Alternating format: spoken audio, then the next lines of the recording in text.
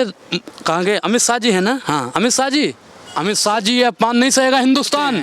अडानी जो यहाँ नीचे गिर रहे हैं, धरातल में जा रहे हैं, उस पे कोई सदन में बात नहीं करता। मोदी जी बिल में चले जाते हैं। Budget budget budget budget budget budget क्या है बताओ? गरीबों के लिए कोई बजट नहीं, हीरा सस्ता कर देंगे। अब वही है ना, मोदी आपके राज में कटोरा दे दे हाथ में, तो महाराज मोदी जी ने अडानी के हाथ में कटोरा पकड़ा दिया। गरीबों के हाथ में पहले पकड़ा, फिर अडानी जी के हाथ में पकड़ा दिया। सर बजट बड़ा शानदार है। पीएम मोदी वित्त मंत्री की पीठ को थपथपा रहे हैं और वित्त मंत्री पीएम मोदी की पीठ को थपथपा रहे हैं। आप कितने खुश हैं? मैडम देखो एक चीज़, 2014 में ये चुनावी में जीतने के लिए इतने जल्दी में थे कि उन्होंने कह दिया भाइयों बहनों मित्रों बेच रहे हैं भारत को, लेकिन मैं देश नहीं रहने दूंगा, मैं देश नहीं बिकने दूंगा, कहा ना। और देखो ये देश, सारा देश बेच दिया। तेल बेच दिया, रेल बेच दिया, सेल बेच दिया, LIC बेच दी, पानी बेच दी, पंखा बेच दिया, बिजली बेच दी, ये सब बेच दिया मोदी सरकार ने। और अब इनके हाथ में कटोरा आ गया, अडानी जी के हाथ में कटोरा आ गया है, क्योंकि ये 11वें 12वें नंबर पे चले गए हैं।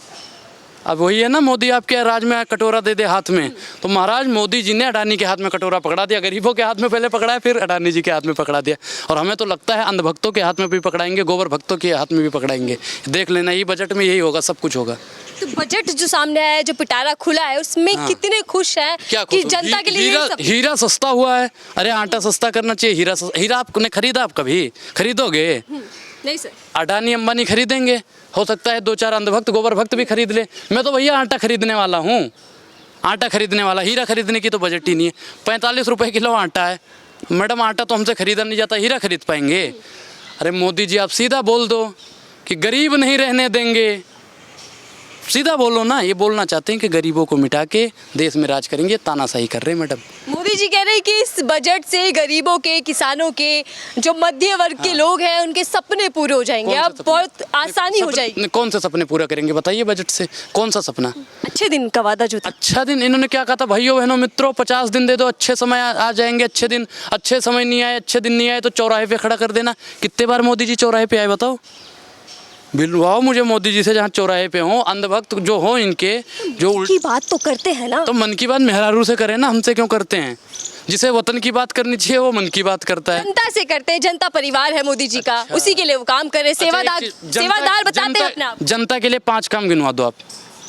कई काम तो वो गिनवा रहे हैं। अभी हाल ही में बजट और दे दिया गया है आवास योजना को। राशन की जो स्कीम है उसको बढ़ा दिया गया है। इन्होंने क्या कहा था? भाइयों बहनों मित्रों, हम और हमारा देश आज़ादी का 75वां महोत्सव मना रहा होगा, हर घर पे छत होगा, नल होगा, जल होगा, बल्टी मग्गा होगा। नहीं पूरा हुआ तो अब कहाँ दोगे भैया मोदी जी?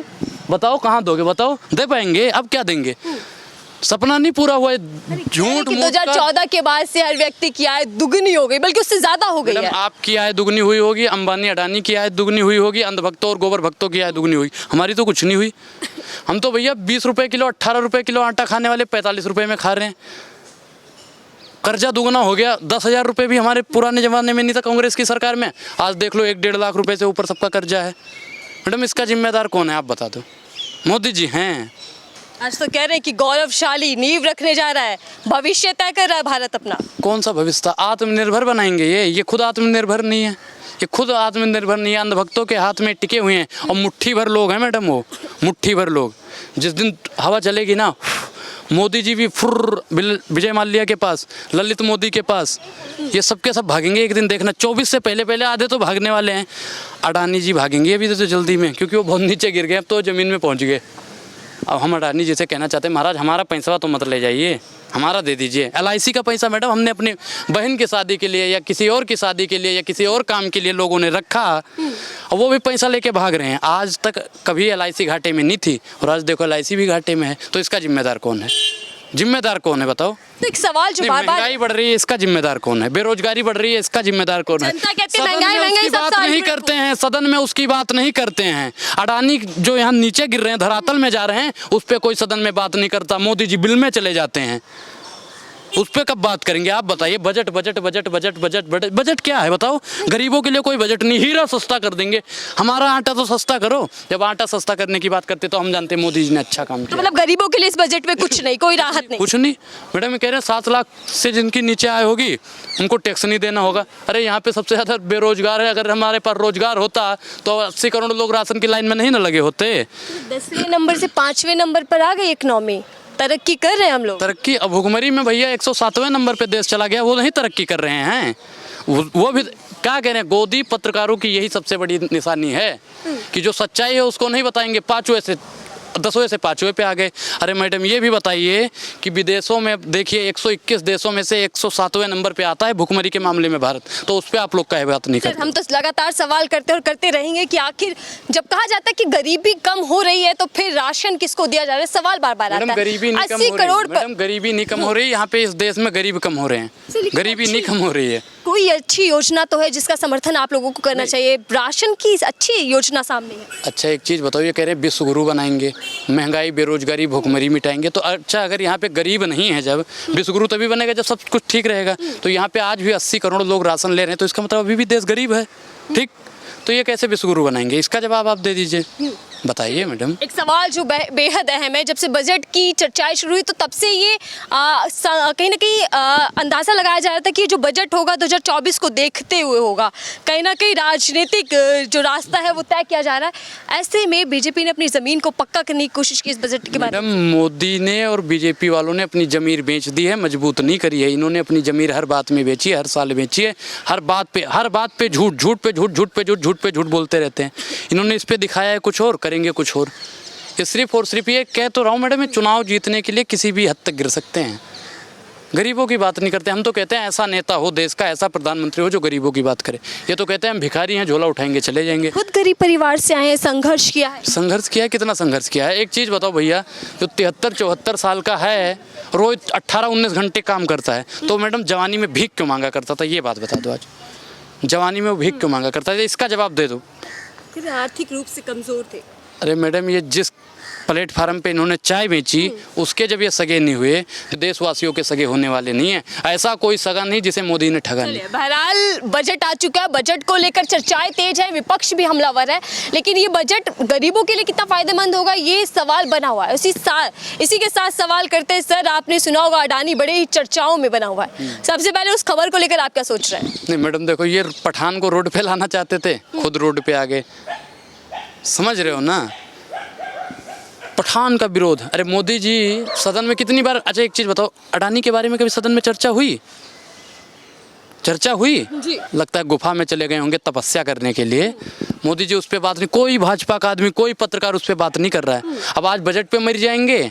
2-3 दिन पहले जिस दिन ये मामला आया था, अमृत गार्डन नाम रख दिया, मुगल गार्डन का नाम बदल दिया, उस पर बात कर रहे थे। गुलामी की जंजीरें तोड़ रहे हैं, निशानियां मिटा रहे हैं। अच्छा गुलामी की जंजीर तोड़ना है तो हमको आज़ाद करो ना। कोई पत्रकार महंगाई बेरोजगारी पे नहीं बोलेगा, कहाँ महंगाई है। अंधभक्त ऐसा कहते हैं, गोबर भक्त ऐसा कहते हैं। जब हम भी अंधभक्त थे, गोबर भक्त थे, तो ऐसा कहते थे। अच्छा आप स्वीकार कर रहे हैं? बिल्कुल भैया। तो एक सवाल देखिए, आपने कहा कि अंधभक्त थे, तो मैं जानना चाहती हूँ कि उन लोगों को महंगाई बेरोजगारी क्यों नहीं दिखती, ऐसा कौन सा चश्मा वो पहने? मैडम देखो, जो हराम की खाता है वो भारतीय जनता पार्टी के गुड़ गाता है। वो हराम की खाते हैं, भारतीय जनता पार्टी के गुड़ गाते हैं। चलिए वापस गौतम अडानी पर आते हो, कह रहे कि भारत पर हमला है, ये साजिश के तहत ये सब कुछ किया जा रहा है। अच्छा